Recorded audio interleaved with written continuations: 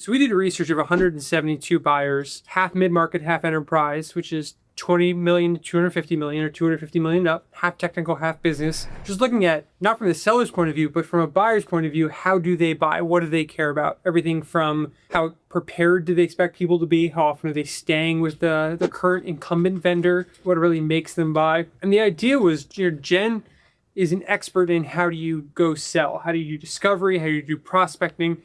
We're a expert in buyer research. So you put it together, if you want to grow a business, if you know your buyers and you learn how to sell them, you're going to do pretty well.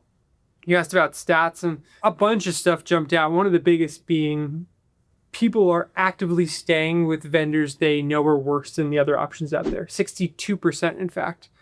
And the reasons why, you think a lot of times it'd be price based on the way people just discount to try to win a deal, but only 18% of the people who didn't switch was because of price. 51% was because of the implementation effort. And you should look at, are you selling against fees? Or are you selling against functionality? Or are you selling against comfort and trust and a lack of inertia, people not wanting to move? When we do win-loss interviews, what we hear a lot is about the buying experience, that it's not so much about, was it this integration that they had, but hey, this competitor, they brought their CEO on the call, in the second call, and made us feel special. And that was a reflection how we thought we were going to get treated once we became a customer. I think people boil down in buying software to like features and price, and we found it's a lot more than that.